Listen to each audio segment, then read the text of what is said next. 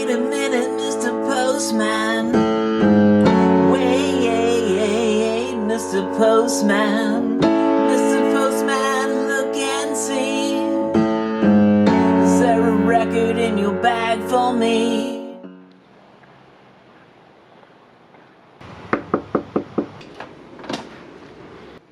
Special delivery. Oh, Mr. Postman, I've been waiting all week for this. Wait, didn't you just get records yesterday? Yesterday was a long time ago. Wow, thanks.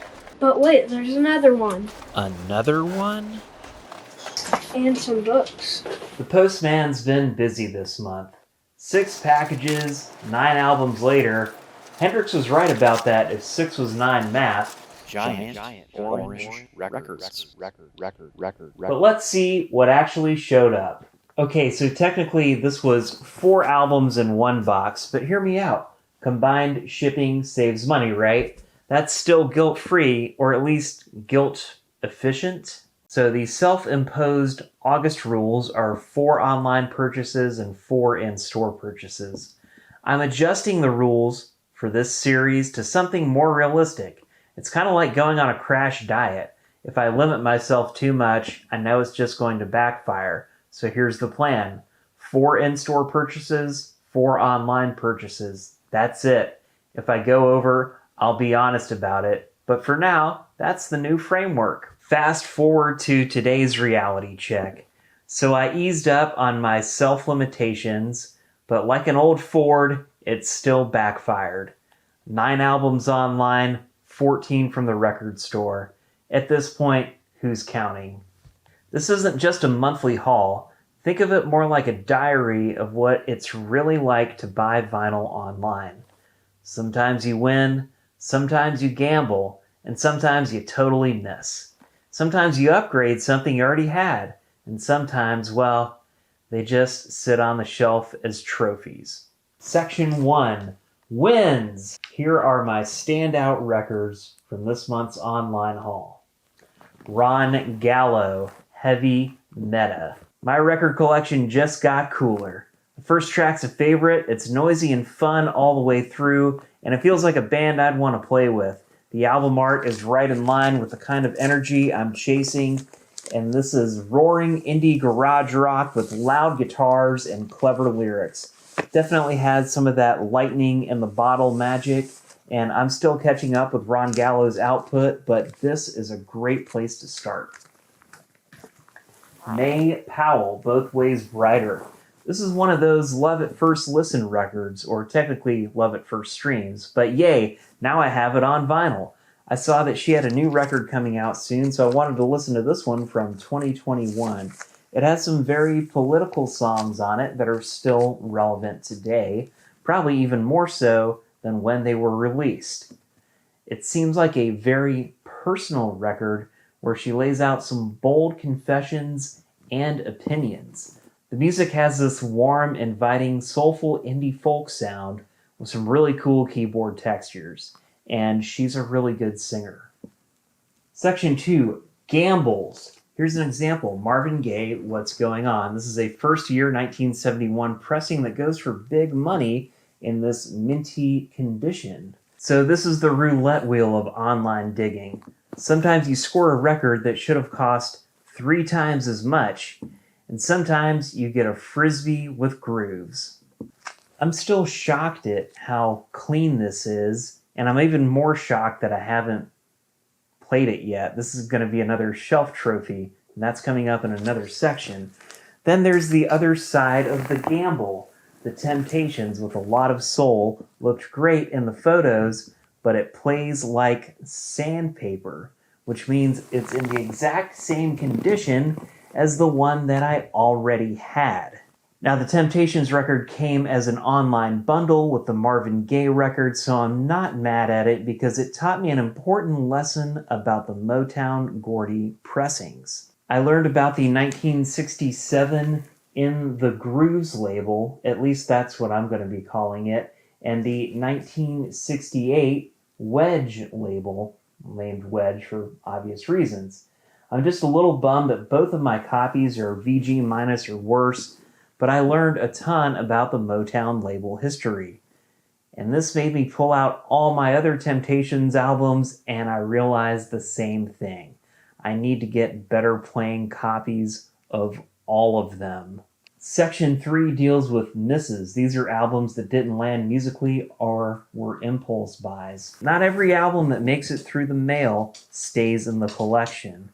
The 5 Americans and LA Witch, well, I wanted to love them more, but they didn't quite click. It happens. Sometimes the hype is better than the spin. LA Witch. There's no such thing as too much reverb. There's no such thing as too much reverb. Unless there is. So one of the records I picked up recently was the debut album by LA Witch. I streamed it a few months ago and thought it was really cool. It's got this dark, hazy vibe, and it kind of worked for me at first. But then one of the songs reminded me of Mazzy Star.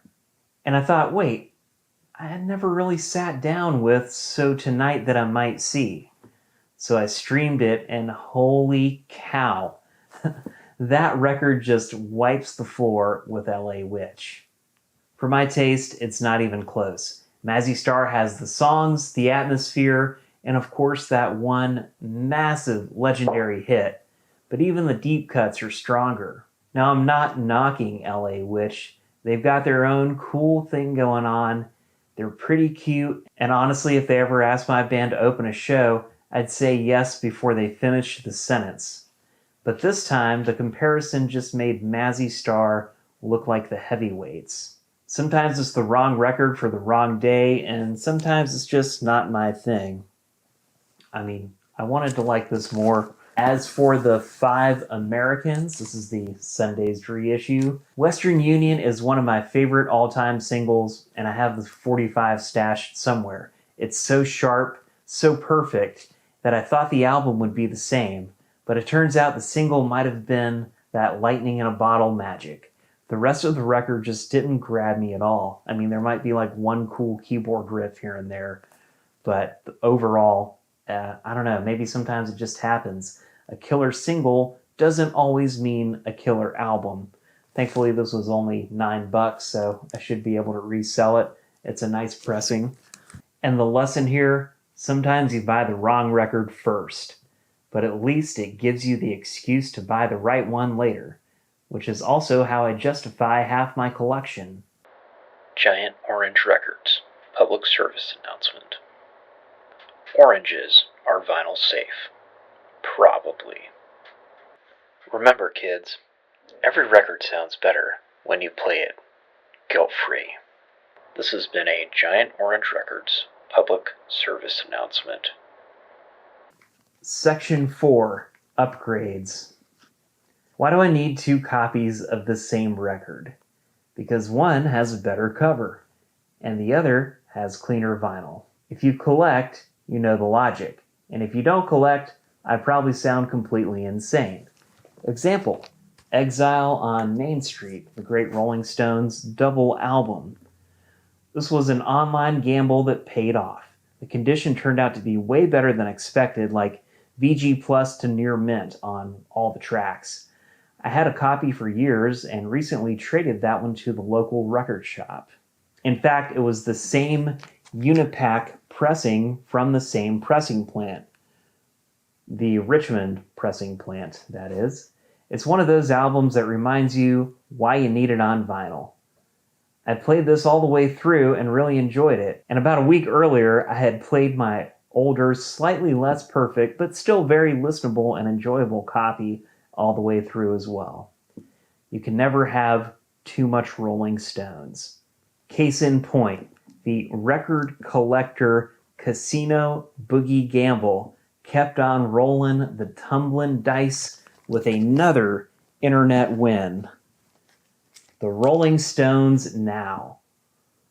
This is in mono with the Blind Man censored liner notes. I recently had picked up another Rolling Stones Now in mono, and that is the censored version, the censored liner notes. Does it make the music sound any different? No, of course not. It's a cool little piece of rock and roll history that shows you how it was the Squares versus the Rock and Roll Bad Boys back in 1965, and you almost never find clean early mono copies of Rolling Stones albums. So, man, these sound so good in mono. Then there are the shelf trophies. Albums I'm proud to own, but I haven't actually spun yet. They sit there flexing until I get around to them. That's where Mavin Gaye's What's Going On comes in as the perfect example. This thing is in gorgeous condition, but still waiting for its first play on my table. This is one where I really want to take my time with it and sit down because I know it's a very heavy, emotional, deep album. And then my other shelf trophy is none other than the Soft Boys Underwater Moonlight. Now, I already had a 1982 pressing that sounds killer, but I grabbed this 2025 reissue that supposedly has a fat 20-page booklet. I'm still debating if I should even open it. Of course I will. Maybe I'll do a side-by-side comparison later. So that's the real story of buying vinyl online. Wins, gambles, misses, upgrades, shelf trophies. Each one is a part of the experience. At the end of the day, it's not about the month I bought something or where I bought it from.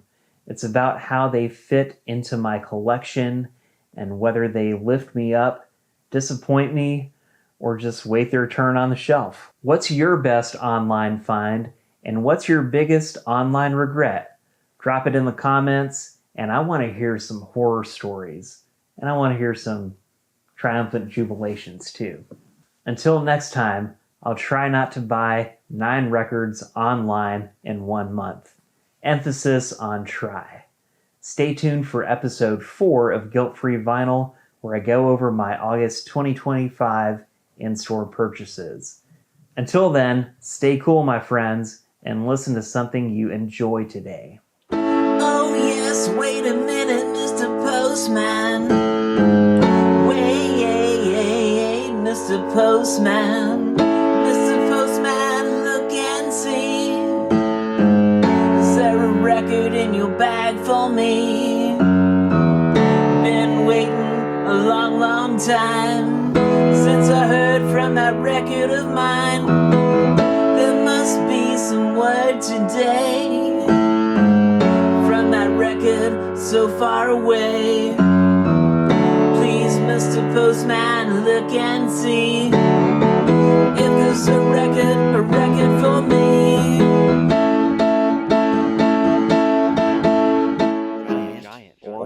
Giant Orange, Giant Orange, Giant Orange, Giant Orange, Giant Orange.